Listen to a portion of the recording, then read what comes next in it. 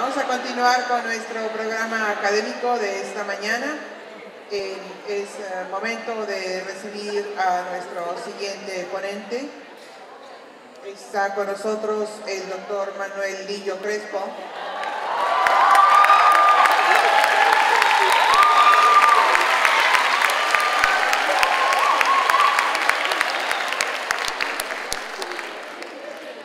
Mi tutor.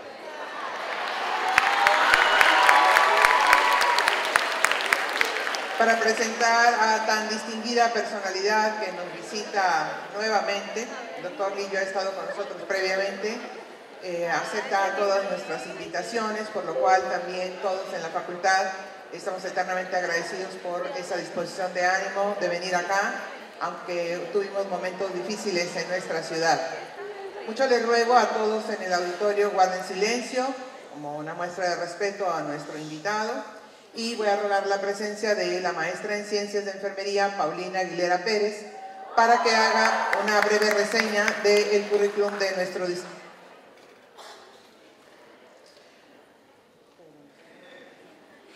Me he equivocado de presentadora. Ruego sus disculpas a mi error. La doctora Fernanda González Salinas será quien presenta al doctor Lillo Crespo para hacer una reseña de su currículum. Bienvenida, doctora.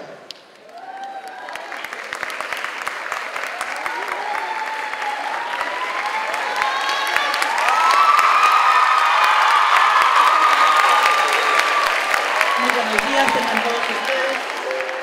El día de hoy tengo el honor de presentar al doctor Manuel Lillo Crespo, que de entre sus principales credenciales, porque él es una persona muy modesta, me ha dicho antes, Fernanda, por favor no leas todo lo que tienes ahí. Yo que lo conozco tan de cerca, que he tenido el honor de ser su asesorada y de trabajar con él a través de muchos años, primeramente puedo decirles que es una persona maravillosa, que es un ser humano sin igual, pero por sobre todas las cosas es una persona que ha sabido compartir con nosotras, las enfermeras mexicanas, su conocimiento y sobre todo ese don de gente maravillosa y de gente que ha sabido compartir con nosotros por sobre todas las cosas sus experiencias en el ámbito tanto clínico como teórico, y nuevamente insisto, de una manera sumamente exitosa nos ha permitido participar a nosotros las docentes en su tarea como asesor, lo cual agradecemos infinitamente. Muchas gracias, doctor. El doctor es responsable del área de hospitalización y servicios generales de la Clínica Vistahermosa de Alicante, España. Es miembro de la Comisión de Docencia e Investigación en Enfermería en la Clínica Vistahermosa.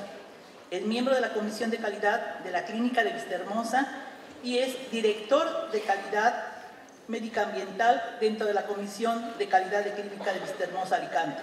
Es profesor asociado del Departamento de Enfermería de la Universidad de Alicante. Es miembro del equipo docente de doctores del programa Doctorado Cultura de los Cuidados en el Departamento de Enfermería de la Universidad de Alicante. Y por si fuera poco, es profesor doctor máster de emergencias extrahospitalarias para enfermería en la Escuela de Negocios de la Universidad de Alicante, España. Es profesor doctor en el programa de doctorado en Ciencias de la Salud en la Universidad de Alicante. Es profesor doctor del máster oficial en Ciencias de la Enfermería de la Universidad de Alicante, España.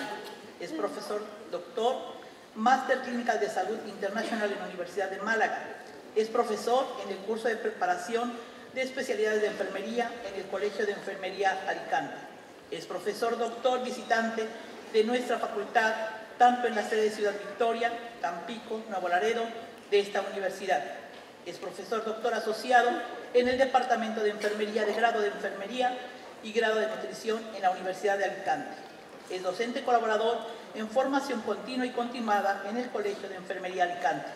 Es miembro directivo de la Asociación de Enfermería de la Comunidad de Valencia en anestesia, reanimación y terapia del dolor. Dentro de sus contribuciones principales y credenciales académicas, el doctor del año de 1996 a 1999 obtuvo la diplomatura en enfermería de la Escuela de Enfermería de la Universidad de Alicante.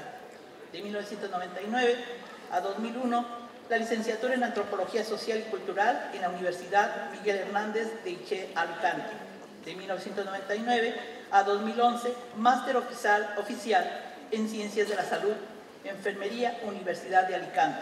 En octubre de 2003, sustenta la suficiencia investigadora a través de una tesina en el programa de doctorado en Antropología Biológica y de la Salud en el Departamento de Enfermería y Departamento de Biotecnología de la Universidad de Alicante.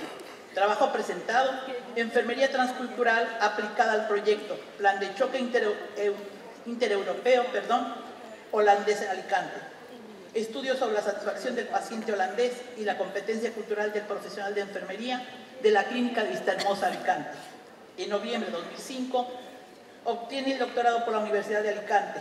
Su tesis doctoral: asesoramiento en cuidados culturalmente competentes y evaluación de la satisfacción en el paciente holandés del Plan del Choque Intereuropeo, una investigación cualitativa y transcultural en el contexto de la práctica de enfermería, dirigida por el doctor José Siles González, obteniendo la nota de sobresaliente cum laude por unanimidad del tribunal, para lo cual pido un aplauso de su parte. Doctor, bienvenido.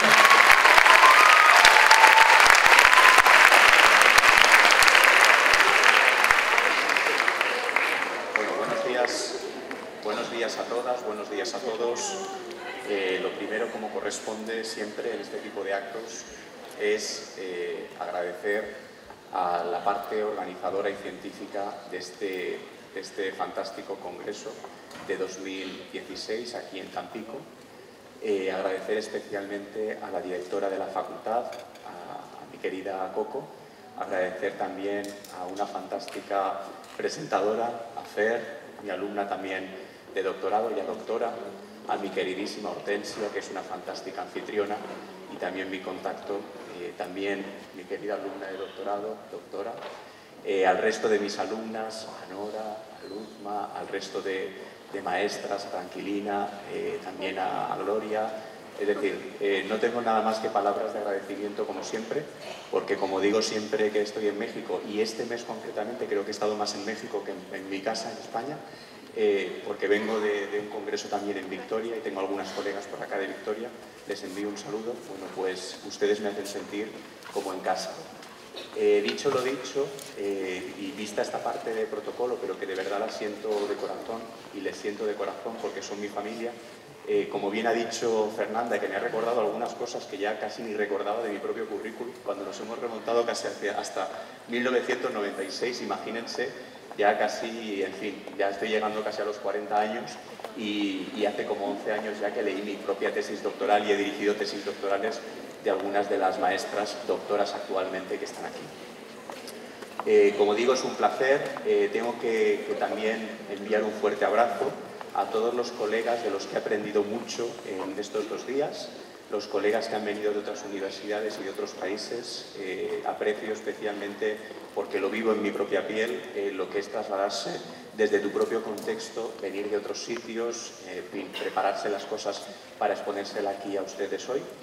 Los colegas que han venido, como digo, tengo que remarcar que me ha sorprendido muchísimo el proyecto que ha venido antes que yo, el de la doctora Peñarrieta y todo su equipo, todo el equipo de Tampico, de la Facultad de Enfermería de Tampico. Les doy el agradecimiento, me ha parecido fantástico, creo que va mucho en la línea de los proyectos que yo les voy a presentar a continuación. Y bueno, ya sin más, habiendo agradecido a todas las partes, discúlpenme todas aquellas y todos aquellos que no les he mencionado, pero siempre es un placer estar con ustedes. Me voy a centrar en una perspectiva que no hemos tocado a lo largo de estos 2 días, pero que creo que es interesante que ustedes conozcan, como es la del envejecimiento activo y saludable. Yo vengo a exponerles realmente cómo estamos trabajando actualmente en la línea de la cronicidad y la línea del envejecimiento desde la perspectiva europea, es decir, desde el otro lado del charco, y cuáles son un poco, bueno, pues las tendencias actuales y en concreto y en particular con respecto a mí y con respecto a los equipos que yo lidero. Como bien ha dicho Fer, bueno, pues yo leí mi tesis en el 2005 y ya actualmente pues he acompañado a muchos doctorandos y actualmente pues lo que me toca es sobre todo ser el líder de varios proyectos europeos con una financiación muy interesante, que es lo que vengo a comentarles.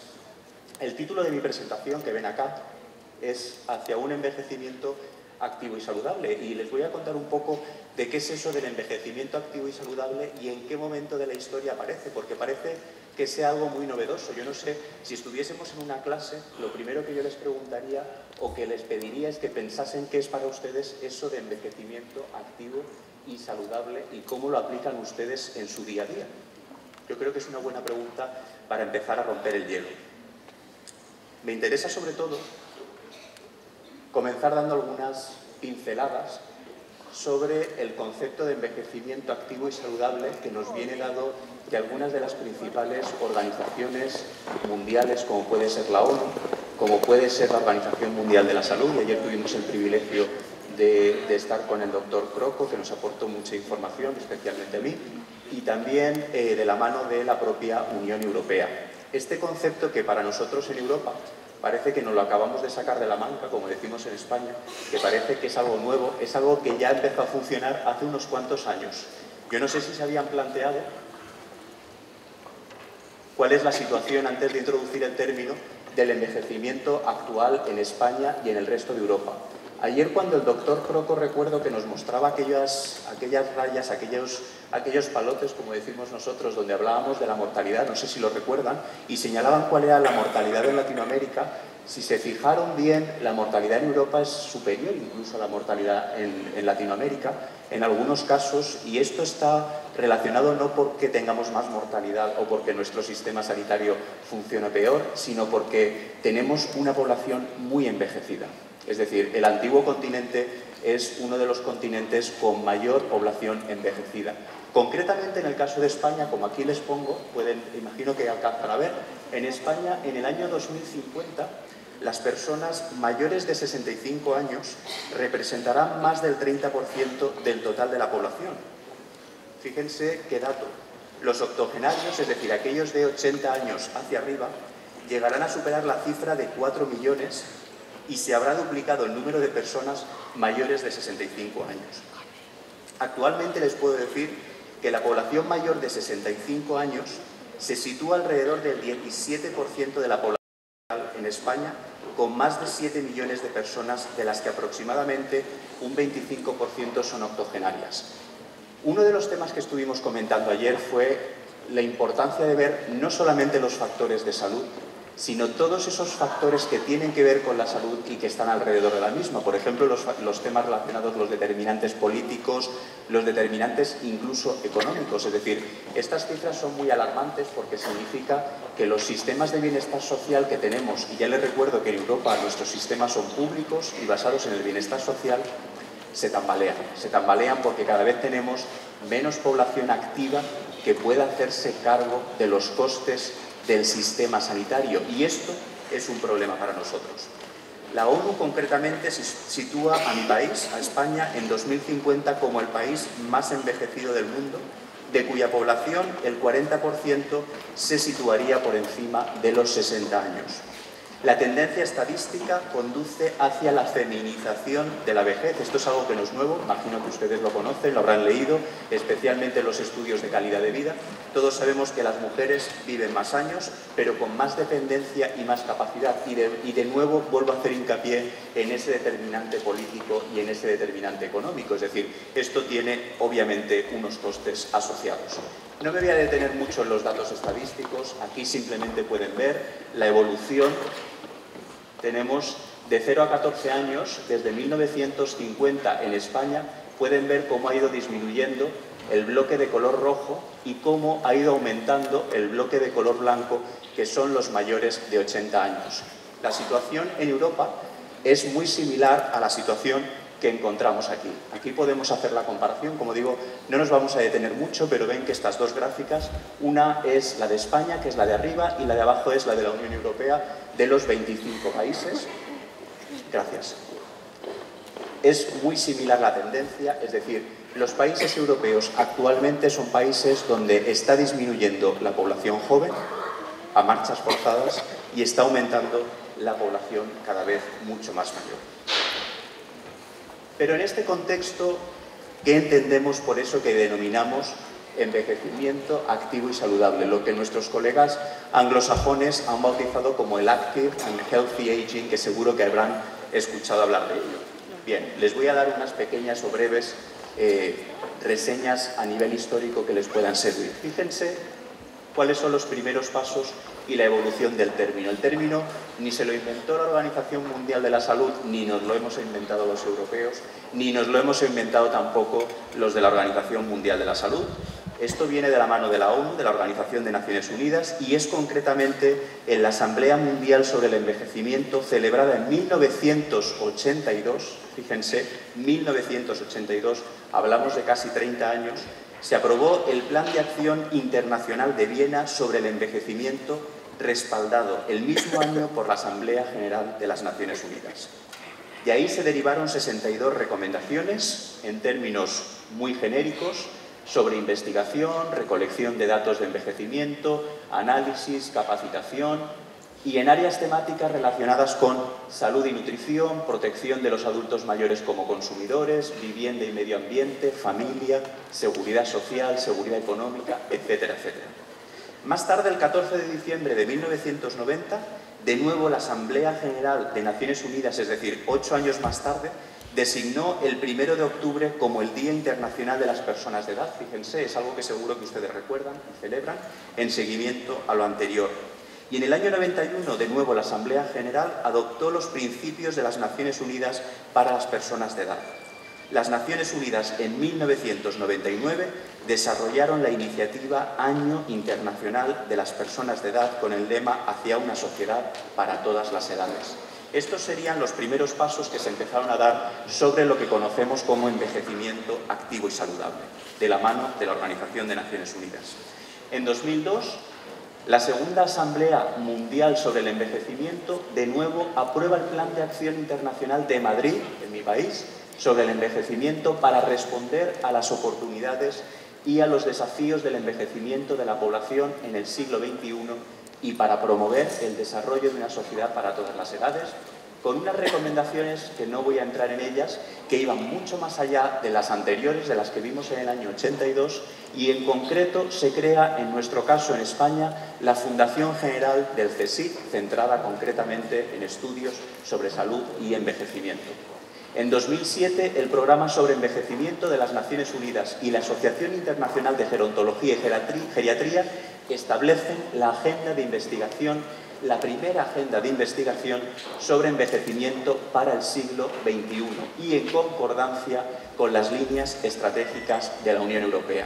Tengo que decirles que la Unión Europea, sobre la que hemos visto los datos, esa Unión Europea de los países miembros, de las que seguro que ustedes conocen, tienen mucha información a través de las noticias, los objetivos que se plantean, las líneas estratégicas, actualmente están centradas en envejecimiento activo y saludable y concretamente en aspectos que yo creo que hemos ido tocando a lo largo de estos 2 días. Uno de ellos es el empoderamiento del paciente, es decir, el paciente tiene que dejar de ser un paciente pasivo para convertirse en un paciente activo. Es decir, el paciente tiene que estar informado, incluso como código ético dejamos de utilizar la palabra paciente, hablamos de personas que deciden. Por otra parte, el uso de las nuevas tecnologías, especialmente para el seguimiento de la cronicidad. Estamos trabajando con dispositivos relacionados con lo mismo, es decir, con apps, con programas informáticos, con comunidades de prácticas, y a continuación les hablaré de algunos proyectos concretos.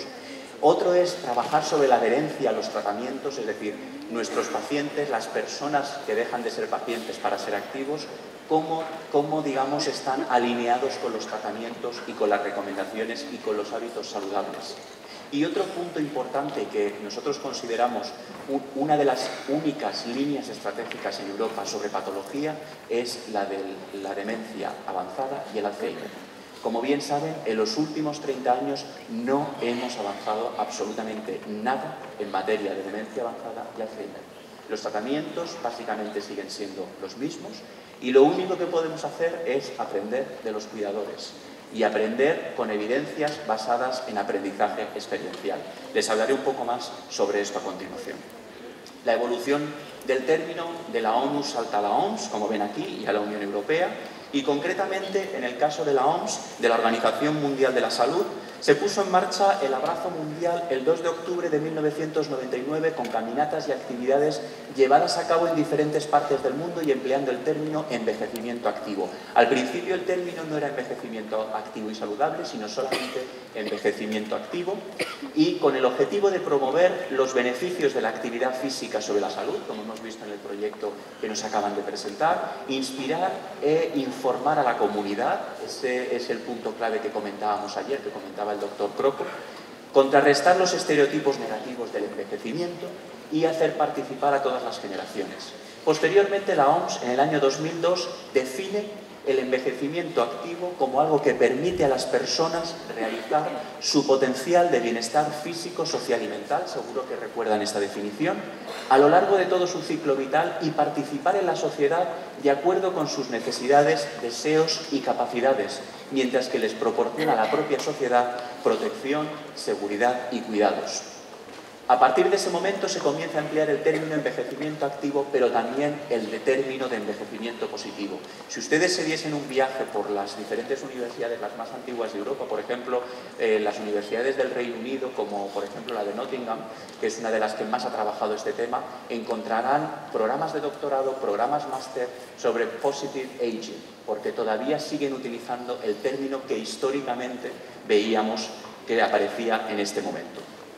La iniciativa de la Unión Europea, como ven aquí, del Año Europeo del Envejecimiento Activo y la Solidaridad Intergeneracional, aparece en el 2012, con la definición que les comentaba anteriormente. Estas siglas que les comento aquí son los diferentes, digamos, líneas de investigación donde podemos trabajar en proyectos europeos, como les mostraré a continuación. Aparecen definiciones como proceso en que se optimizan las oportunidades de salud, participación y seguridad a fin de mejorar la calidad de vida de las personas a medida que envejecen. Implica entender esta etapa de la vida como un ciclo más del crecimiento personal, añadiendo vida a los años y no solamente años a la vida. Les quiero decir que la Unión Europea se plantea casi todos los objetivos a años vista. Y de hecho, el año de moda para nosotros en la UE, en la Unión Europea, es el año 2020. Por ejemplo, les puedo comentar que hay una línea de investigación con proyectos financiados con 2 y 3 millones de euros, estamos hablando de mucho dinero para proyectos de investigación, que se llama Horizon 2020. 2020 porque responde al año 2020. Con respecto al envejecimiento y a esta frase que yo les ponía aquí, de crecimiento personal añadiendo vida a los años y no solamente años a la vida, esto va en relación a la calidad de vida. Para el año 2020 la Unión Europea se plantea aumentar el porcentaje de envejecimiento activo y saludable de las poblaciones envejecidas que tienen. Esto significa dar a las personas mayores la posibilidad de participar plenamente en la sociedad. Como les decía anteriormente, patient empowerment, el empoderamiento de la persona, el paciente activo. Fomentar sus oportunidades de empleo, es decir, saben que los años de jubilación están aumentando cada vez más en la Unión Europea, en España y en el resto de la Unión. Actualmente nuestros años son de 67 años. No tiene nada que ver con el funcionamiento de los países latinoamericanos. Nosotros no funcionamos con el cómputo de años, sino que obligatoriamente nos jubilábamos con 65 y actualmente nos tenemos que jubilar con 67 años. Y bueno, yo a mis 38 años tengo que decir que ya me estoy planteando que cuando me toque a mí estaremos ya por los 70 y algo, seguro. Especialmente porque, como dice un amigo mío, y esto siempre se lo comento a los colegas, la Unión Europea lo que pretende es que seamos cada vez más envejecidos, pero además cada vez con unos hábitos más saludables que nos permitan estar trabajando, porque no tenemos población joven, con lo cual nos tenemos que mantener en el puesto para generar economía y obviamente para poder mantener los sistemas que ya tenemos. La Asociación Europea para la Innovación en el Envejecimiento Activo y Saludable aparece también en el 2012. Este es un apartado dentro de la Unión Europea, yo pertenezco a esta iniciativa. Hay una compañera que siempre me dice que esto es como la autopista del conocimiento. Me dice, esto es como un network de investigadores en la Unión Europea, donde cada uno mostramos qué es lo que estamos haciendo y si tú pasas por ese escaparate y te interesa, pues te pones en contacto con esos investigadores. Así es como funcionan los networks de investigación dentro de la Unión. El envejecimiento activo y saludable para esta Asociación Europea de la Innovación en Envejecimiento Activo y Saludable es un reto compartido por todos los países europeos, que ofrece una oportunidad a Europa para destacar como un líder mundial capaz de proporcionar respuestas innovadoras. Es decir, hemos entendido en Europa que tenemos que estar unidos, hemos entendido que tenemos que trabajar estos temas, pero desde nuestra propia perspectiva europea, no siguiendo a otros países que probablemente sean líderes en otros tipos de investigación, pero nosotros tenemos una cosa en común y son sistemas sanitarios basados en el bienestar. Es decir, tenemos sistemas sanitarios públicos que nos cuestan mucho dinero, con una responsabilidad social muy importante y que nos diferencian de otros países que están a la cabeza de la investigación, pero con sistemas sanitarios totalmente y meramente privados, ¿de acuerdo? Con lo cual este es un punto. Se comienza a partir de ahí a desarrollar los Active Groups, el Marketplace, lo que les decía, the European Innovation Program on Active and Healthy Aging, como digo, mi facultad y yo soy su representante, pertenecemos a este grupo, y el objetivo de este programa piloto es aumentar en 2 años, como ven aquí, la esperanza de vida con buena salud de los europeos de aquí a 2020, lo que les comentaba anteriormente. Necesitamos plantearnos un porcentaje de mejora en unos cuantos años. Mediante la mejora de la salud, la calidad de vida en especial de la gente mayor, sistemas de asistencia sanitaria y social sostenibles y eficaces a largo plazo, y el aumento de la competitividad de la industria de la Unión Europea a través de las empresas y la expansión de los mercados. No me voy a entretener mucho aquí, pero es muy interesante un fenómeno que ha surgido en la UE sobre lo que denominamos Silver Economy, la economía de plata. Es toda la economía que se está creando en la UE orientada a la población envejecida. Y creo que este es un punto importante a tener en cuenta. Y por último, el abordaje específico en patología, ya no en salud, sobre el tema de la demencia y el Alzheimer que no podemos controlar actualmente. Aquí les pongo simplemente una diapositiva con algunos recortes de algunos temas, de algunas de las iniciativas que existen en Europa. Les puedo hablar, por ejemplo, de Alzheimer Europa, que es una asociación, y hablaré un poco más de ella a continuación, muy poderosa. Alzheimer Europa, además, ha potencializado mucho en la creación de lo que llamamos Dementia Friendly Villages. Son ciudades amigas de la demencia. Se sorprenderían de saber que existen zonas de ciudades donde solamente viven pacientes con demencia avanzada y donde existe una auténtica enfermería comunitaria. Por eso yo ayer hacía aquella famosa pregunta sobre cuál es la enfermería comunitaria en Latinoamérica, porque no existe. Tampoco existe en España. Pero en el resto de los países europeos sí que existe una auténtica enfermería comunitaria que trabaja en salud y que trabaja con este tipo de patologías neurodegenerativas y dándole calidad de vida a las personas que viven en su propio contexto. Existen muchos otros, como un turismo accesible en Europa para gente mayor, otras iniciativas como por ejemplo los European Villages, los pueblos europeos que son amigos del envejecimiento y concretamente de la demencia. Tenemos el tema del Network sobre Silver Economy para las regiones europeas, como les decía, es decir, todo lo que se está haciendo, existen muchísimas otras iniciativas dentro de la Unión. Básicamente aquí ya no voy a entrar, pero así es como nosotros entendemos esto de envejecimiento activo y saludable dentro de Europa, con un enfoque lineal y un enfoque transversal basado en el bienestar, en la participación de las personas y en la seguridad de las mismas, donde tiene que haber una salud integral, un desarrollo social y una legislación apropiada para eso. Fíjense que yo siempre a mis alumnos, cuando les hablo de esto, y ustedes son alumnos de diferentes niveles, les digo, díganme qué quieren ser ustedes de mayores. Porque nosotros ya nos hemos encontrado muchas cosas y hemos hecho muchas y estamos trabajando en otras. Pero este es el futuro, y este es el futuro de Europa, pero es el futuro del resto del mundo. Es decir, nuestras poblaciones cada vez son más envejecidas y no podemos controlar ese ciclo. Por tanto, tenemos que rediseñar partes de nuestra sociedad. Y además, el enfoque de envejecimiento activo y saludable debe ser un enfoque basado en la salud, no en la enfermedad. Fíjense, y ustedes proceden de enfermería, y enfermería siempre tiene un enfoque de salud. Debe partir siempre por defecto de un enfoque de salud. Nuestros colegas médicos trabajan en patología, pero nosotros trabajamos desde la perspectiva de salud. Y aunque haya una cronicidad, podemos seguir trabajando en envejecimiento activo y saludable.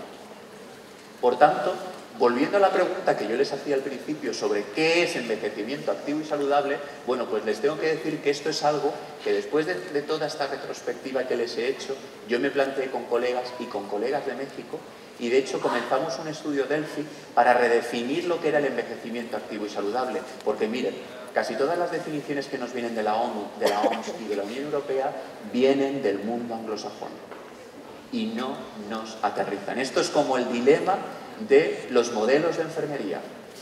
Vienen de contextos del mundo anglosajón y no se adaptan a nosotros. Con lo cual, cuando yo analizo esas definiciones que les presentaba antes, me falta hablar de comunidad, me falta hablar de familia, me falta hablar de muchos conceptos claves que son fundamentales para España, para México y para toda Latinoamérica. Con lo cual, necesitamos redefinir qué es eso del envejecimiento activo y saludable. Y ya les adelanto que esta es una de las líneas que estamos trabajando. Estamos aplicando un método Delphi que seguro que ustedes conocerán. Es un método por el cual hablamos con expertos, pero de forma unilateral, es decir, los expertos no están en contacto entre ellos, y tenemos un feedback a través de varios rounds, de varias entrevistas con ellos, donde van seleccionando cuáles son los puntos claves de lo que es el envejecimiento activo y saludable dentro de sus propios contextos. Es decir, no nos sirve de nada aplicar cosas que vienen de un mundo que no nos aterrizan. Y aquí les explico cuál es el enfoque que tenemos nosotros desde nuestra facultad y concretamente desde los equipos que yo ya lidero. Nosotros tenemos un enfoque específico del envejecimiento activo y saludable que yo denomino el fenotipo del envejecimiento. Fíjense, hace unos años lo primero que hacíamos era trabajar con laboratorios, genética, es decir, el genotipo, y ustedes saben lo que es el genotipo actualmente, ¿verdad? Y el fenotipo. El genotipo es todo aquello que tiene que ver con la parte biologicista y no nos aterriza directamente a enfermería. Pero el fenotipo que tiene que ver con esos hábitos saludables, con lo que acabamos de ver aquí con las colegas y con las compañeras en el proyecto anterior, eso es el fenotipo. Es decir, ¿qué es lo que hago yo en mi sociedad actualmente que pueda repercutir en ese envejecimiento y que sean pautas de envejecimiento activo y saludable? Les hago otra pregunta. ¿Cuántas cosas hacen ustedes o cuántas cosas están dispuestos a hacer a partir de ahora para mejorar su envejecimiento? Esa es una buena pregunta. Es decir, ustedes son modelos de salud para sus pacientes, para las personas con las que tratan. Es decir, ¿cómo yo reflejo esa salud que tengo que además contar a la persona que tengo enfrente? Muchos de los objetivos los tenemos aquí reflejados.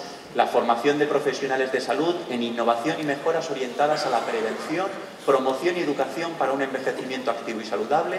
Y ahí tenemos varios proyectos que a continuación les resumiré.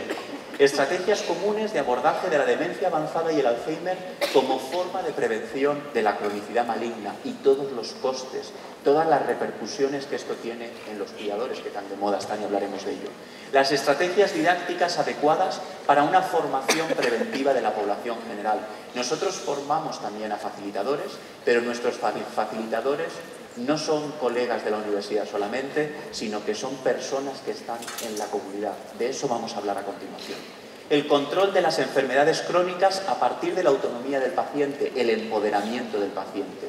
Es decir, es fantástico que ya estemos hablando del automanejo, pero antes del automanejo hay una fase muy importante que es la detección precoz y la prevención. Y ahí enfermería tiene un punto clave. Y la prevención y promoción de la salud para el control de factores cardiovasculares como principales causantes de patologías relacionadas con el envejecimiento.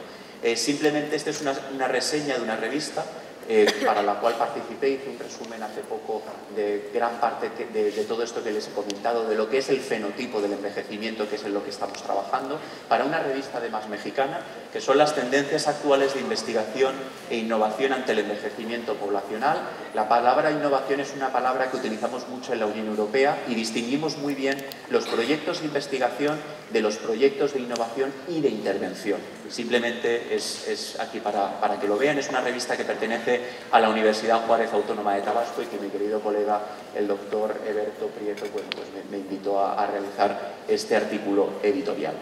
Y ya empezamos, voy a comenzar a comentarles muy brevemente sobre cuáles son esos proyectos en relación a esos objetivos del fenotipo del envejecimiento. Así es como trabajamos en la Unión Europea, trabajamos muchos países juntos, cada uno, como decimos en España, de su padre y de su madre, Además, cada uno hablando su propio idioma, pero todos utilizando un idioma común, como es el inglés, aunque después todos los productos que generamos, es decir, todos los resultados, se retrotraducen a cada uno de nuestros idiomas.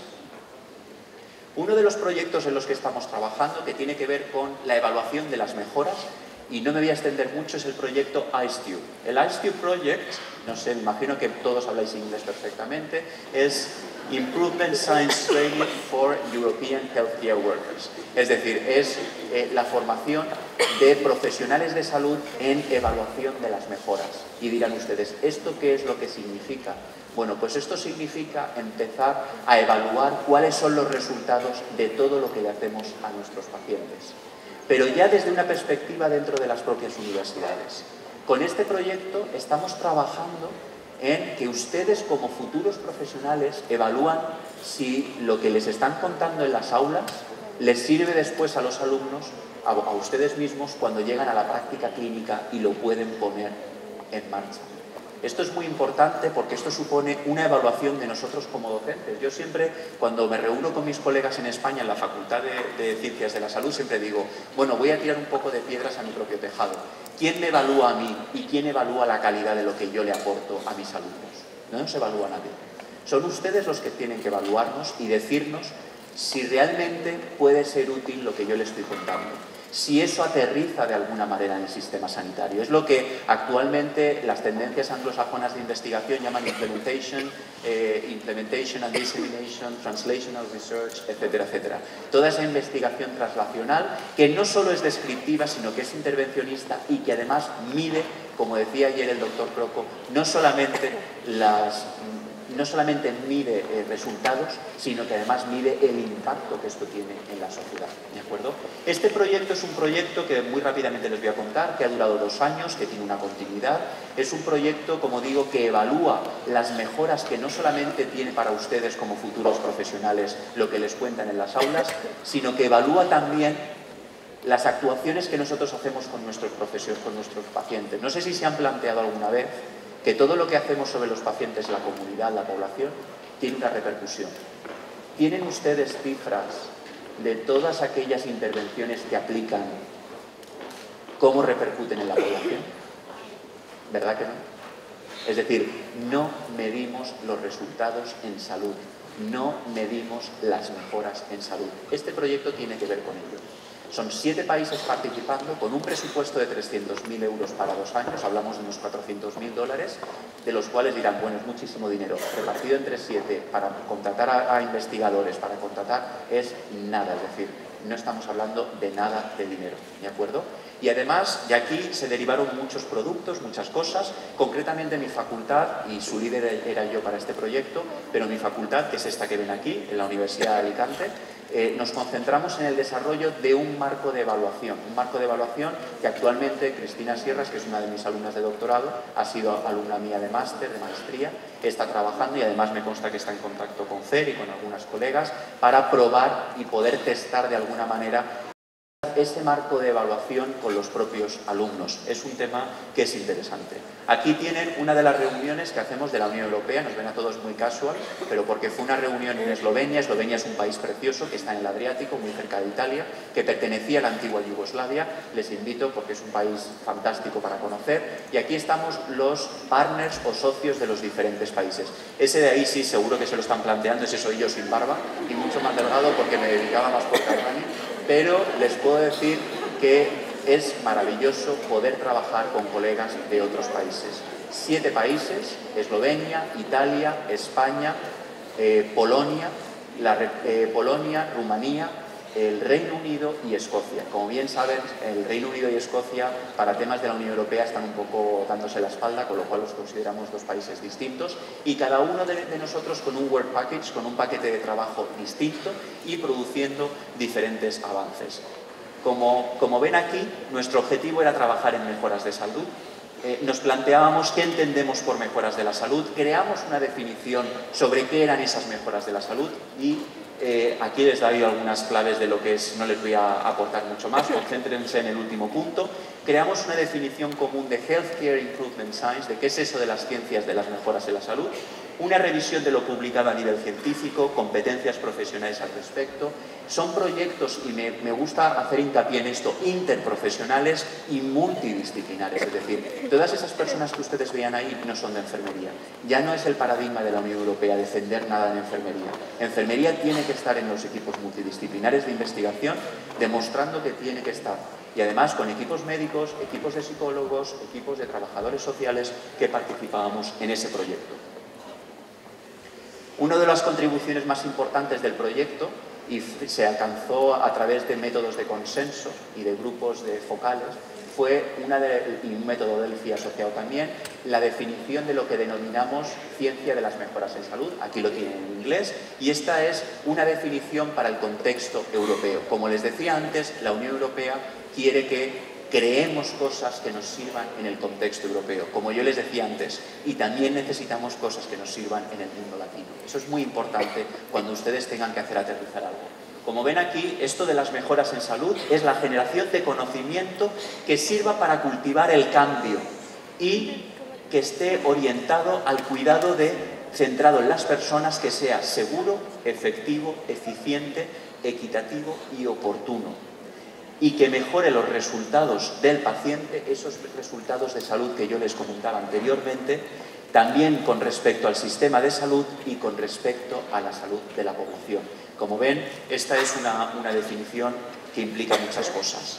En términos de lo que sería un esquema, fíjense que la idea de esto es que toda la generación de evidencias que aterrizan en el sistema sanitario entren siempre en un feedback, en una retroalimentación con la comunidad.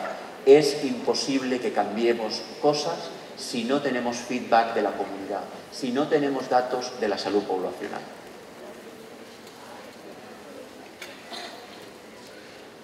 Además, no me voy a entretener mucho en esto, hemos publicado artículos en revistas Q1, revistas con factor de impacto en inglés, como por ejemplo esta que ven aquí, del Nurse Education Today, que es un artículo que es un llamamiento a hacer las cosas bien. Es además un artículo muy interesante que se llama Making it easy to do the right thing in healthcare. Tiene que ver con todo lo que fuimos creando en este proyecto. Y al final una de las cosas que creamos también fueron unos módulos formativos. Tenemos una página web, que es la que vieron al principio, y tenemos hasta módulos formativos que aterrizan a otros tipos de formación de forma transversal en el mundo de la salud. No me voy a entretener mucho más en este proyecto y voy a saltar a otro. Otro de los proyectos que me interesa mucho comentarles es el Pagliari Project. Este es otro proyecto de la Unión Europea en el que estamos trabajando y que tiene que ver con demencia avanzada y con Alzheimer. Se lo resumo muy básicamente.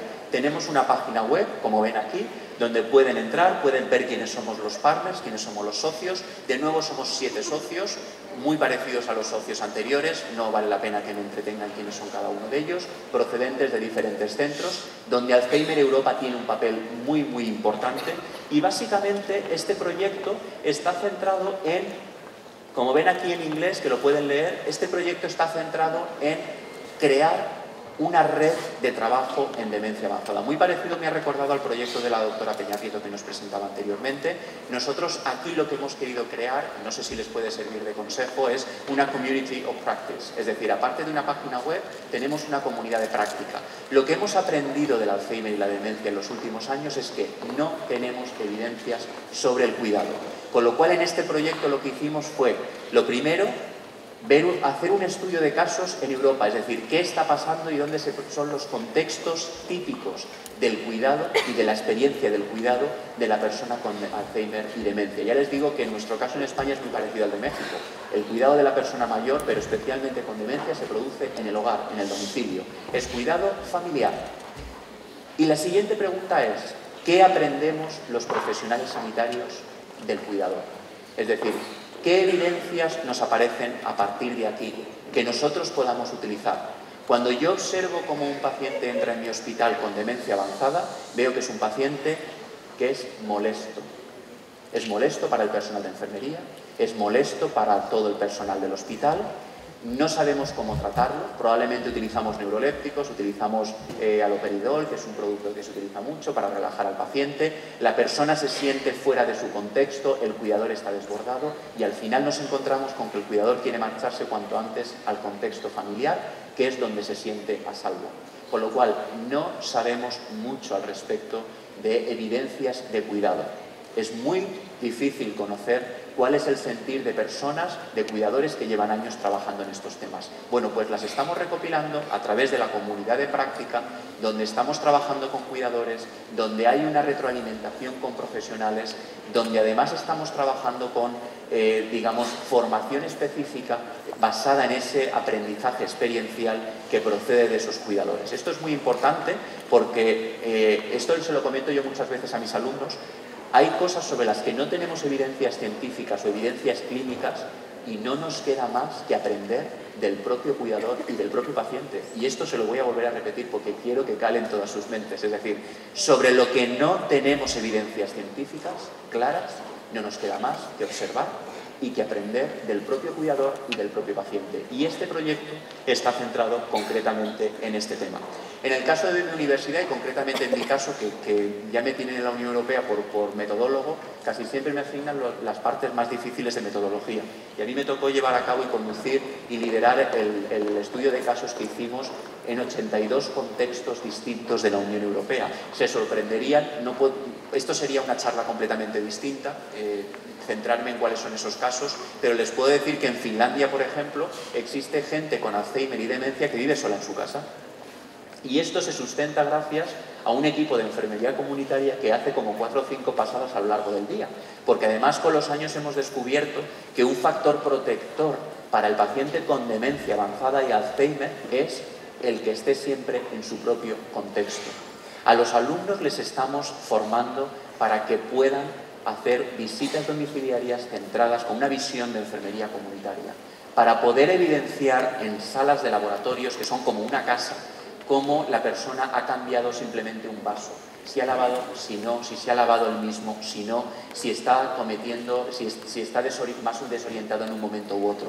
Pero de nuevo, para esto necesitamos una enfermería comunitaria. Es lo que ayer comentaba el colega de la OPS y además esa sigue siendo mi pregunta. Es decir, seguimos hablando de la comunidad a nivel teórico, pero no lo aterrizamos a la práctica porque no tenemos una infraestructura. Y enfermería es comunidad, señores. Necesitamos aprender de la comunidad para todas estas cosas que tenemos que lidiar y sobre las que no tenemos una evidencia científica. Bueno, pues como les decía, ese estudio de casos que me llevó casi 2 años y que hemos terminado hace relativamente poco y está en fase de publicación en JAMDA, una revista con factor de impacto también muy interesante, bueno, pues ahí va esa contribución.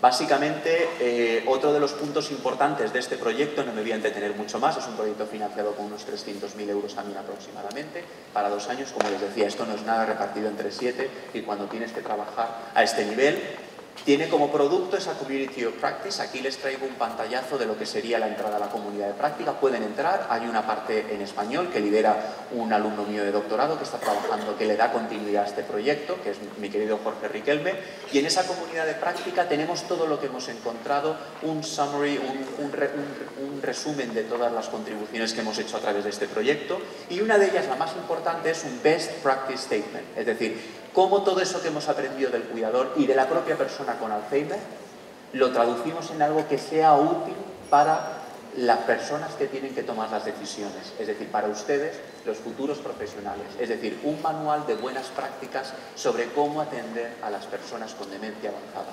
Nosotros, en concreto en España y de cara a la tesis de mi alumno, actualmente estamos trabajando en diseñar espacios inclusivos para el Alzheimer y vamos a empezar por los hospitales, es decir, los hospitales no tienen ni modo, de cómo organizarse cada vez que tienen un paciente Alzheimer porque, como decía antes, es un paciente que nos molesta. Esto fue creado en enero de 2016, seguimos implementándolo cada vez más y esto es simplemente una de las secciones que es Support for Family and Friends, el apoyo a la familia y a los amigos, el aspecto familiar, que es uno de los puntos del manual de práctica relacionado con demencia avanzada y paliativa además. Yo no sé si saben que además todo lo que tiene que ver con enfermedades neurodegenerativas, cuando hablamos de cuidados paliativos en España, que normalmente pensamos en oncología, también estamos incluyendo la parte neurodegenerativa, es decir, el paciente Alzheimer es un paciente que en las fases últimas de su vida son pacientes paliativos también, con lo cual hay una parte muy importante en ese manual de prácticas, de buenas prácticas, que tienen que ver con cuidados paliativos. Y aquí ven que la información pueden entrar, la pueden ver. tiene que ver con contenidos y roles profesionales, es decir, lo que denominamos the what, el qué, la razón para llevar a cabo esa buena práctica, es decir, el por qué, y además cómo demostrar que eso, la evaluación de cómo eso se está implementando actualmente, además de key challenges, etcétera, etcétera. Les invito de verdad a que entren en esta parte del Best Practice Statement, en la Community of Practice y toda la página web que tiene que ver con este proyecto. Otro de los proyectos con el que estamos trabajando, ya saltamos de la patología a la salud, es el PPS, que es el Peer-to-Peer Support on Active and Healthy Aging. Es un proyecto que muy parecido al que veíamos anteriormente, como digo, de la doctora Peñarrieta. Es un proyecto que tiene que ver con la formación de personas mayores y de facilitadores. Nosotros en nuestra Universidad de Alicante tenemos dentro de la misma una universidad permanente. La universidad permanente es la universidad senior o la universidad para mayores. Es decir, en España cuando las personas se jubilan pueden seguir formándose en la universidad. ¿Qué les parece? Con lo cual ellos se apuntan a cursos y a formación. Con lo cual nosotros podemos formar a gente que consideramos facilitadores y que luego ellos hacen su papel en la comunidad. Es decir, cuando montamos talleres en la comunidad, cuando montamos semanas de la salud para hablar de educación, promoción de la salud, para los crónicos, etcétera, etcétera, utilizamos a los facilitadores, que son personas que han formado parte de ese proyecto de la Universidad Permanente y que se sorprenderían. Saben mucho más que nosotros y además dan los consejos de igual a igual, con lo cual el mensaje cala mucho más. Yo les invito a que ustedes, por ejemplo, cuando están haciendo su servicio social, que es cuando acaban su formación, cuando están en esos centros que pertenecen a la Dirección de Servicio Social, se acerquen a la comunidad. He tenido la oportunidad de estar con mi querida colega y también exalumna y ahora doctora de doctorado, yo dirigí su tesis, la doctora Cintia Patricia Ibarra, en uno de los centros, no recuerdo ahora el nombre, que pertenecen a la propia universidad, donde ustedes hacen esa práctica de servicio social durante un año, y me sorprende llegar a los centros y verles allí. O sea, ustedes están reproduciendo un modelo que no funciona. Es decir, el sistema, desde la perspectiva médica, que es, estoy aquí esperando a que usted entre con una patología, pero ustedes son futuros profesionales de enfermería, o ya lo son, y deben dar ustedes el salto a la comunidad. Necesitan ir a la comunidad, necesitan ver cómo se generan las patologías crónicas, porque se generan en el ámbito familiar. Como les decía antes, cuando hablamos de envejecimiento activo y saludable, veo que en la definición me falta la palabra familia, porque la familia es la generadora de hábitos, de conductas, etcétera, etcétera. Y ustedes se están perdiendo esa parte. Y esto es muy importante que se lo comente. Pues este proyecto tiene que ver con ello, no me voy a entretener mucho más. Todos sabemos que la metodología educativa del peer-to-peer, en formación entre pares o entre personas al mismo nivel, funciona muy bien, y además es que está comprobado por muchos investigadores en educación, con lo cual la hemos aplicado a ciencias de la salud y nos ha funcionado perfectamente. Actualmente estamos desarrollando otros proyectos, como por ejemplo el proyecto EATENCRO, otro que me salté, que es proyecto Anachronic, no me voy a entretener mucho más en ellos, o el proyecto MATE. El proyecto EATENCRO y el proyecto Anachronic son proyectos de innovación, no solo de investigación, con respecto a cronicidad. Estamos diseñando una especie de plataforma para que sea útil para toda la Unión Europea. Yo no sé si ustedes saben, y habrán escuchado en la prensa, que los europeos básicamente lo que queremos es libre movilidad, es decir, poder movernos de unos países a otros, y especialmente desde una perspectiva profesional. Pero los pacientes también se quieren mover y de hecho se mueven. ¿Qué ocurre cuando un paciente crónico se mueve de un país a otro? ¿Cómo puedo yo acceder a cuál es el control de determinados patrones de salud, de determinados hábitos de salud? De esta manera, con estos proyectos, lo que estamos contribuyendo es a trabajar en vías clínicas y guías clínicas muy bien definidas, donde vamos viendo todos los pasos y es algo que el paciente puede hacer seguimiento. Esto es lo que comentaba el doctor Tronco ayer, que decía, bueno, sé que en algunos países te envían como un mensaje al teléfono móvil, ¿no?, al celular, y te dicen que tienes que ir a la consulta. Bueno, pues esto nosotros ya lo tenemos, pero es más. Estamos desarrollando dispositivos también con compañeros de la Facultad Politécnica de Ingeniería Informática, donde los tomadores de tensión, el pulso, los dextros para la glucosa se vuelcan directamente en la plataforma, con lo cual ya no está el filtro de la persona, del paciente, que te puede decir la verdad o no, sino que directamente eso se vuelca, la saturación de oxígeno, todo, dentro de la plataforma, y a nosotros como profesionales podemos ver el seguimiento de esos patrones. Pero a su vez la plataforma lanza determinados aspectos relacionados con educación para la salud, mensajes, etcétera, etcétera, a la propia persona, con lo cual la propia persona es la que va dando pasos dentro de esa educación, promoción, etcétera, etcétera, relacionados siempre con el tema de la salud. Con lo cual, aunque hablamos de cronicidad, fíjense, no solamente estamos hablando de patología, sino que ya estamos dando un paso hacia el envejecimiento activo y saludable, incluso con las personas que ya tienen instaurada o algún tipo de cronicidad. Trabajamos con pacientes de hipertensión, pacientes de diabetes, pacientes con EPOC, con enfermedad pulmonar obstructiva crónica, y también con el paciente Crohn, que es uno de nuestros pacientes que pasan más desapercibidos porque se detecta en gente joven, con patología, lo que llamamos intestinal inflamatoria grave, importante, crónica, lo que en inglés llamamos las IBD, Inflammatory Bowel Disease, y las tenemos dentro del proyecto. Y el proyecto MATE es un proyecto muy interesante que tiene que ver también con la parte educativa de la gente mayor y de la gente joven, y viene de los países del este. Y están implementando formas educativas innovadoras relacionadas con el juego de ajedrez. Esto les parecerá absurdo, pero la Unión Europea potencia mucho el que determinados hábitos culturales que están instaurados en la sociedad se conviertan en métodos educativos para la población. Es decir, los países de la Europa del Este, ustedes seguros que sabrán que tienen dos aficiones muy claras, que son el ajedrez. Por eso los importantes en ajedrez suelen ser rusos y del antiguo telón de acero de la URSS. Y después también tenemos otra de las grandes aficiones de ellos, que como bien saben es la música. Es decir, la música clásica es de los países del Este, en Europa, la República Checa, Eslovaquia, etcétera, etcétera. Ahí tenemos a grandes compositores también. Con lo cual, a través de esa formación que tiene la gente desde muy pequeña y también del adulto mayor, están trabajando en escuelas de memoria y están trabajando en métodos educativos. No me voy a extender mucho más en estos proyectos.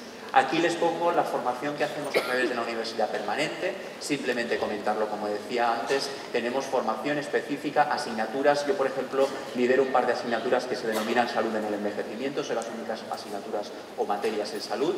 Todos mis alumnos de la Universidad Permanente son adultos mayores que están jubilados, que quieren seguir formándose, y los formamos en salud sobre aspectos prácticos. Y además con una metodología, no voy a extenderme mucho más, con el objetivo de romper mitos, formas que no son las adecuadas de actuar, y que además sea muy práctico y que les pueda servir en su día a día. Incluso les programamos sesiones de taller, talleres de soporte vital básico, talleres de picaduras, talleres de heridas, talleres relacionados con el cuidado de la boca, talleres de ejercicio, como el que hemos visto anteriormente, ejercicio y mantenimiento físico, talleres relacionados con Alzheimer y demencia, cómo hacer una detección precoz del Alzheimer y la demencia, talleres sobre anticoagulación, pacientes que toman, cada vez en España por la patología cardiovascular tenemos más gente que toma anticoagulación, y todo está liderado desde una perspectiva de enfermería, con una visión de salud, no de patología, y basado en hábitos saludables. Y por último también les voy a trasladar el trabajo que hacen en España, una figura de enfermería que se está trabajando mucho en los últimos años, que es la enfermera gestora de casos.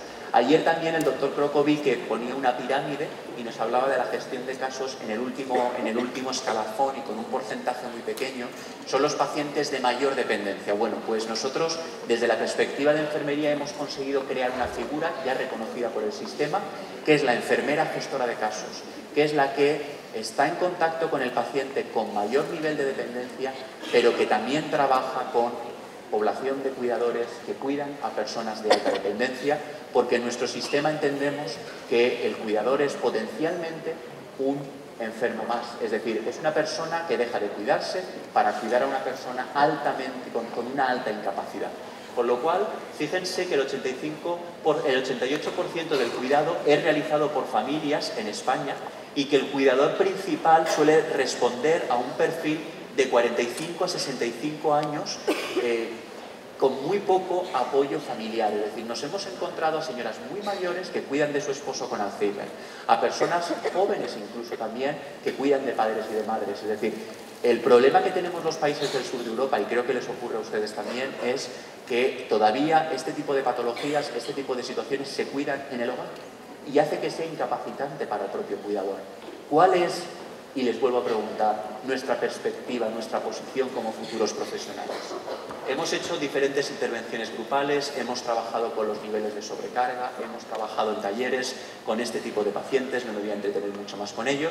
Y bueno, pues simplemente con esto lo que les he hecho casi ha sido un estudio de casos, un mapeo sobre las diferentes iniciativas que estamos liderando, que estamos trabajando desde mi facultad, la Facultad de Ciencias de la Salud de la Universidad de Alicante, relacionadas con ese envejecimiento y sobre todo envejecimiento activo y saludable desde una perspectiva fenotípica relacionada con hábitos de salud y potenciando la figura de enfermería. Y ya para terminar les dejo con dos frases que a mí me gustan especialmente.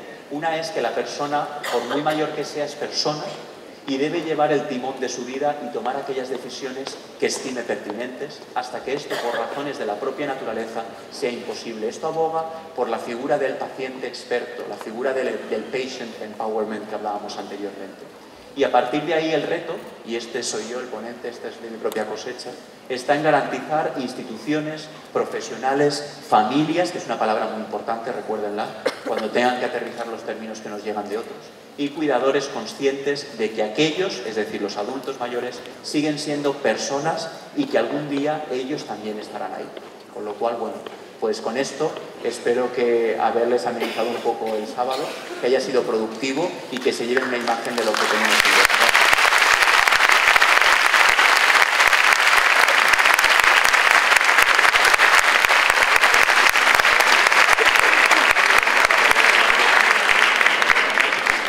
Llamamos a este podium a la maestra en Ciencias de Enfermería, Socorro Rangel Torres, directora de nuestra facultad, quien hará entrega de un reconocimiento al ponente de esta mañana, el doctor Manuel Lillo Crespo, por su puntualísima y extraordinaria presentación. Maestra.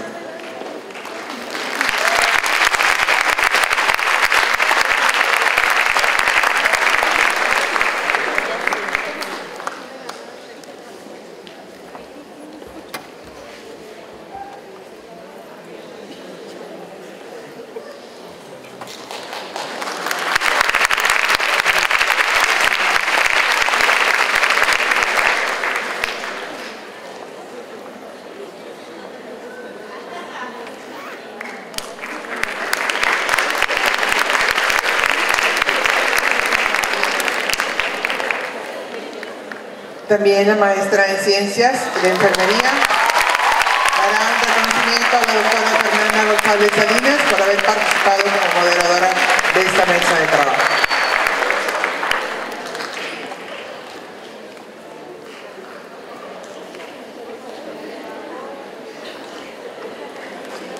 Rogamos al ponente y la moderadora que permanezcan en la mesa de trabajo para la sesión de preguntas y respuestas.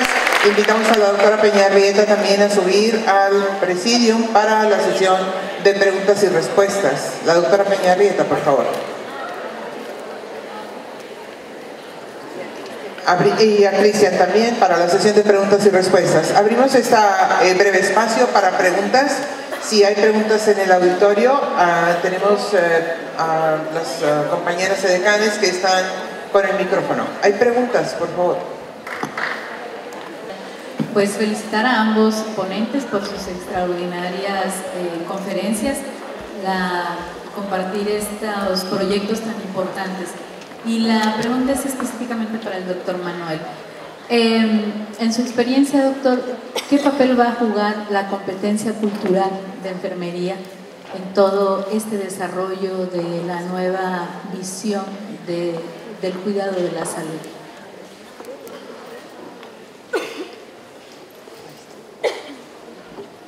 Bueno, pues me alegro por esa pregunta, gracias Paulina. Yo creo que es una parte importantísima, es decir, hasta hace unos años, y yo concretamente que trabajé para mi tesis doctoral con temas de transcultural nursing, etcétera, etcétera, de competencia cultural, porque vengo de un país donde tenemos muchísima gente de otras culturas y gente que llega personas que llegan al sistema sanitario.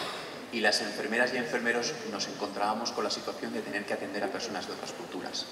Esto en aquel momento no tenía tanto calado, tenía mucho calado en Estados Unidos, y yo de hecho me formé en Estados Unidos con colegas que estaban en primera línea con estos temas, pues con gente de, como ya sabes, con Afaf Melis, con gente de salud global, con gente como, por ejemplo, la doctora Leininger, Dula Pacquiao, etcétera, etcétera. Y bueno, en España no tenía tanto calado hasta que empezamos a trabajar más en la Unión Europea. Es decir, ahí es donde realmente vemos las diferencias, y de hecho la Unión Europea para cada uno de estos proyectos siempre nos pide que hagamos un estudio de casos. O sea, no es que la Unión Europea tenga predilección por el estudio de casos, sino que el estudio de casos encaja muy bien porque cada país europeo tiene unas características culturales distintas y un sistema sanitario que, aunque tiene cosas comunes, pues también son distintas, con lo cual necesitamos hacer ese mapeo. Y a mí la palabra mapeo me gusta porque realmente en el mapeo tú no comparas, tú ves en una fotografía cómo están todos. Y ahí la competencia cultural es muy importante, porque de cara a una movilidad de los profesionales por todos los sistemas sanitarios, el que tú tengas una formación donde la clave de esa formación, y me refiero a formación competencial en enfermería, tenga que ver con el reconocimiento de la cultura del otro, con el respeto de esa cultura, es importantísimo. Entonces, aterriza perfectamente y de hecho emergen aspectos de tipo cultural. En algunos de estos proyectos, como el Paliari, por ejemplo, el de demencia, hemos podido ver cómo los países del norte y del centro de Europa son países con culturas muy individualistas, donde encontrábamos a personas que viven solas y donde el sistema sanitario ha tenido que crear una figura de la enfermera comunitaria que vaya a esos domicilios porque están solos y la familia, tienen hijos, están relativamente cerca, pero no viven conjuntamente. Y no es porque se lleven mal, es que la cultura es esa. Sin embargo, en España, en Portugal, en Italia, sigue siendo un problema del hogar, es decir, sigue siendo una situación que se encuentra dentro de los hogares y que lleva a una serie de situaciones, como por ejemplo que la mujer deje el trabajo, donde hay una orientación de género. Es decir, mis colegas de otros países no entendían muy bien lo que era el family-based care, no lo entendían, sobre todo los escoceses, los finlandeses, porque ellos no lo viven. Y ahí es donde realmente cobra importancia esa cultura, esa competencia cultural que tiene que tener enfermería para poder moverse por diferentes contextos donde los hábitos y las costumbres son distintos. Así que agradezco la pregunta. Gracias.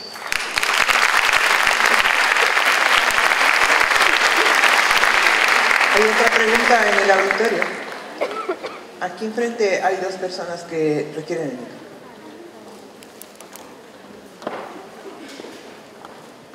Buenos días, felicidades por tan interesante tema. Dicen que envejecer es escalar una montaña, ¿verdad? Que vamos subiendo poco a poquito y vamos perdiendo fuerza.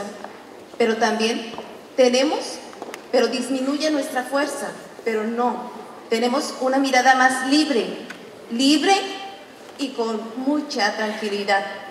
Pero también necesitamos apoyarnos en que tenemos mucha tarea nosotros, enfermería, médicos, todo el equipo multidisciplinario para ayudar, porque es un grupo vulnerable. Sí, sabemos que el envejecimiento es un proceso que implica cambios tanto psicológicos, sociales, ¿sí? Y físicos, pero a veces también hay cambios ambientales, genéticos. Tenemos que hacer mucho porque ha quedado en muchos países, no les toman en cuenta a los adultos mayores.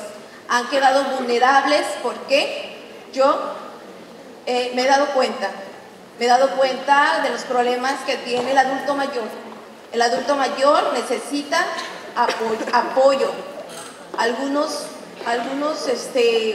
pues los van y los alejan a asilos, a centros, los aíslan sin tomarles en cuenta. Nosotros llevamos mucha tarea y un aprendizaje mucho de usted. ¿Y cómo podemos hacer? ¿Cómo podemos? Ustedes nos presentan proyectos muy interesantes, pero tenemos que iniciar desde un estilo, cambiar la perspectiva de la gente, ¿sí? tenemos que promover más la salud, ¿sí? Para llegar a ser un adulto mayor, tenemos que empezar por nosotros mismos, cuidarnos nosotros mismos para poder ayudar y cuidar a los demás. Gracias. Gracias. ¿Puedo contestar? Era para que conteste. Sí. Usted me ha hecho la pregunta y ha respondido sola. Es fantástico. Solamente estoy totalmente de acuerdo, sí, pero además es que me ha parecido muy bien porque ha hecho un resumen de la esencia de lo que yo les intentaba transmitir. Yo les invito a que ustedes se planteen aquí en su contexto. Esto es lo que tenemos, las cifras que yo les he presentado. ¿Qué infraestructura tienen ustedes en México para hacerle frente a algo como esto? Yo le puedo decir lo que hay en España, con todo el realismo. Es decir, en España no está reconocida una especialidad de enfermería geriátrica y tenemos esas cifras. En España se sigue trabajando en muchos centros con la perspectiva de la patología, es decir, mi sistema sanitario tiene una atención primaria, pero que estamos detrás de la mesa. Es decir, si usted está enferma, venga. Yo no salgo a la comunidad, no tenemos una enfermería comunitaria. Es decir, nosotros estamos hablando de esto desde una perspectiva de investigación y académica, pero ¿cómo aterrizamos? Es decir, estoy totalmente de acuerdo con lo que usted decía, porque usted misma ha ido contestando a esto. La cuestión es, nosotros como ustedes como futuros profesionales, ¿qué podemos hacer? Cuando yo hablo con profesionales de México, me dicen que es más apreciada la profesión cuando uno está en un hospital que cuando trabaja en la comunidad. ¿Es así? Con lo cual, eso es algo que tenemos que cambiar. Cuando estamos formando a nuestros alumnos, no sé aquí en Tampico ni en otras universidades, pero realmente cuando hablamos de envejecimiento, ¿de qué hablamos? ¿Hablamos de la patología del envejecimiento o hablamos de los hábitos saludables del envejecimiento? Ahí voy. Cuando hablamos de comunidad, ¿de qué estamos hablando? El ejemplo que les ponía, cuando ustedes hacen su servicio social, ¿qué hacen detrás de una mesa? ¿Esperando a qué? Si las patologías se generan en la comunidad y no vamos a la comunidad. Ahí voy, es decir, ¿qué estamos haciendo nosotros? Yo creo que ese es el primer paso para ser conscientes. A nosotros en concreto en España nos viene muy bien mirarnos en el espejo de otros países. Porque al final con ese mapeo aprendemos y decimos, wow, esto es lo que nosotros tenemos que mejorar. Y otros dicen, bueno, España está bien en este punto, pero debería modificar este otro. Ahí voy. Es decir, ¿cuál es la posición? Por eso yo ayer preguntaba a uno de los ponentes, ¿cuál es la posición de la OPS para mejorar la figura de la enfermera? ¿Cuál es la posición de la OPS para que haya una realidad de enfermería comunitaria o de medicina comunitaria? Me da lo mismo, tanto para uno como para otro. ¿Cuál es la realidad de la OPS para trabajar a nivel multidisciplinar? ¿Cómo se favorecen esas políticas? Ahí voy. Entonces, eso es algo que nos tenemos ya que empezar a plantear desde acá. Y luego a nivel personal, por supuesto, es decir, yo tenía una pregunta para hacerles, pero no se la he querido hacer, y es, ¿qué cosas han hecho ustedes hoy para su envejecimiento activo y saludable? Y si son conscientes de eso. Yo me he levantado a las 6 de la mañana y me he ido al gimnasio. Y he controlado todo lo que he comido. Y no estoy obsesionado ni tengo ningún tipo de problema. Pero soy consciente de ello. Abogo por el envejecimiento activo y saludable y probablemente yo esté mejor que hace 10 años. Ya se lo aseguro. ¿Por qué? Porque soy consciente que voy envejeciendo, que aquí hay un ciclo y sinceramente mi experiencia, a nivel experiencial, yo soy mucho mejor de lo que era. Con lo cual yo no tengo esa sensación de que el envejecimiento sea algo negativo, sino algo positivo. Pero tiene que empezar por uno mismo, efectivamente. Esa es mi opinión. ¿Hay otra pregunta? Buenos días. Me da mucho gusto estar aquí y he disfrutado mucho de sus ponencias. Toda la conferencia de ambos ha estado muy interesante. Y a mí me gustaría, esta no es una pregunta, yo tengo un problema, mis alumnos aquí me están escuchando. Yo siempre les hago mucho énfasis en el autocuidado y que empiecen desde ahora que están jóvenes. Siempre les estoy reafirmando cómo pueden ellos cambiar sus hábitos malos por hábitos buenos y pueden llegar ellos a la edad de 90 años con muy buen estado de salud si empiezan desde ahora. Hace ratito usted dijo algo, he tirado piedras sobre mi tejado. yo las voy a tirar ahorita. Tenemos una pésima situación a nivel salud de primer nivel.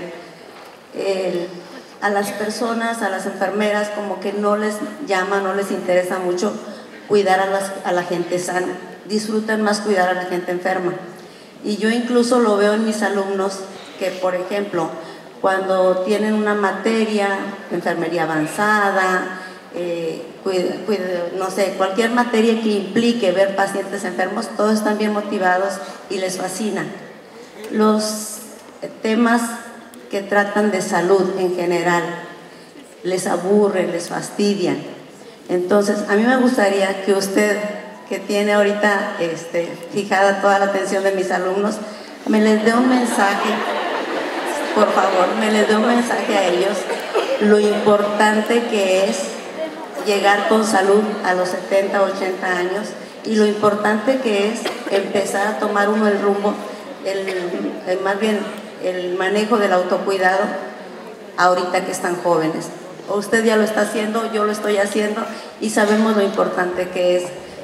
Un mensaje para ellos, por favor. Sí, yo es que creo, lo primero es que creo que es más atractivo otras cosas porque las vendemos mejor.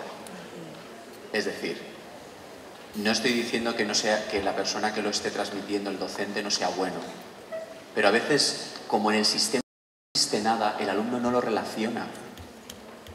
Sí, perdón. Como la persona no, digamos, no ve directamente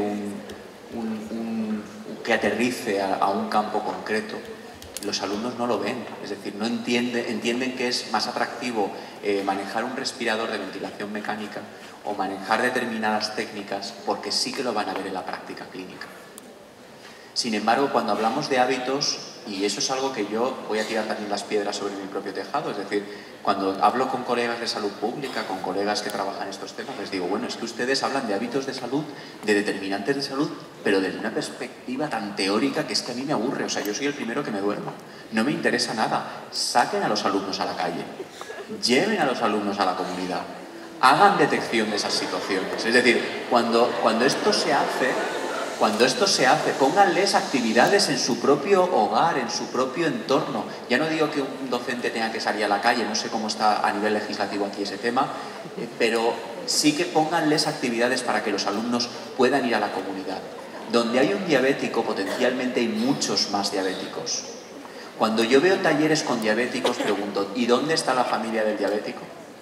Porque esos comen lo mismo que el diabético. Y probablemente ahí tengamos futuros diabéticos. Es decir, al diabético ya de poco le sirve. Ahí tenemos que trabajar muchos temas relacionados con el automanejo y eso es muy importante. Pero toda la parte preventiva, todo ese enfoque de salud y que estábamos comentando, no es que sea menos atractivo y que cale menos, es que los alumnos no lo ven. Y no lo ven claro. Ven conceptos y nos ocurre a nosotros en España también. Les hablamos de educación para la salud, pero realmente, ¿de qué les estamos hablando? Hablamos de algo abstracto, hablamos de algo que realmente el alumno no ve claro. No les damos instrumentos, ahí voy. Con lo cual, deberíamos transversalmente tener determinadas, premisas en todas las asignaturas. Premisas relacionadas con investigación. No entiendo que haya una asignatura de investigación, no lo he entendido nunca, ni en mi propia facultad. Todos los docentes están obligados a hablarles a los alumnos en su materia de investigación, porque de ahí vienen las evidencias científicas. No entiendo que no se les hable de hábitos saludables en todas las materias, debería ser algo transversal también. No entiendo que no se les hable de comunicación en todas las materias. No debería ser, es que a mí me gusta la asignatura de comunicación porque me comunico bien, o me gusta la de investigación porque quiero ser investigador, sino que todos como mínimo tendrían que tener una base de lo mismo. Ahí voy. Entonces ahí yo entono el mea culpa y digo, bueno, ¿cómo estamos vendiendo esas asignaturas? ¿Cómo estamos vendiendo esos temas? Cuando un alumno me dice, mira Manuel, es que yo yo no me voy a dedicar a la investigación porque es que me resulta muy difícil esa asignatura. Pero es que todos los docentes te tendrían que hablar de investigación. Mira, es que yo no me voy a dedicar a trabajar con hábitos saludables porque es que no acabo de entender muy bien esa asignatura y no la aterrizo a ningún sitio. Es que todos te tendríamos que hablar de hábitos saludables. Es decir, la prevención, la promoción de la salud, la educación, la investigación, la comunicación deberían ser premisas que apareciesen transversalmente en todas las materias, y deberíamos además hacerlo para que todos los docentes se comprometiesen a eso. Y yo ahí entono el mea culpa, no sé si con usted, si lo entona conmigo los dos puntos, pero creo que ahí no estamos haciendo algo bien.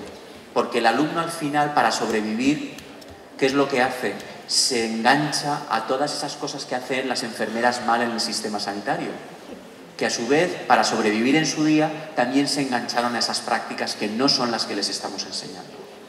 Entonces ahí tenemos que esa transición de la universidad a la práctica, tenemos que hacerla, pero además de una forma adecuada. Y no la estamos haciendo. Vivimos en realidades completamente distintas, ¿no cree?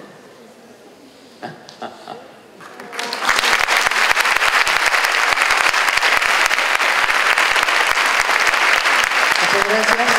Con la presentación puntualísima del doctor Lillo, no tiró piedras a su techo de cristal, sino que le ha tirado piedras a la cabeza de casi todos en este recinto, en cuanto a alimentación, activación física, peso, ejercicio, segundo idioma, conocimientos de geografía, de historia, del muro, etcétera, Entonces acá todo el mundo poniendo atención a lo que ha dicho él y lo que previamente dijo la doctora Peñarrieta en cuanto a la activación física y el ejemplo que los trabajadores de la salud tenemos que dar a los demás. Voy a pedir la presencia de la maestra Coco Rangel nuevamente a entregar un reconocimiento a la doctora Peñarrieta y a Cristian, que no estaba en este momento, listos para entregar su reconocimiento para ellos, por favor.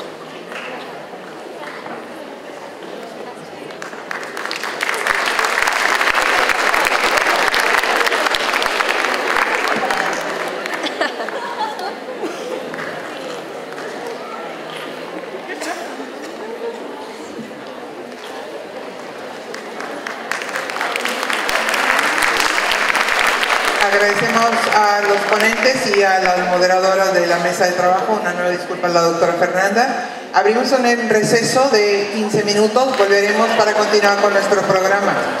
Un receso de solo 15 minutos, por favor. Buen día.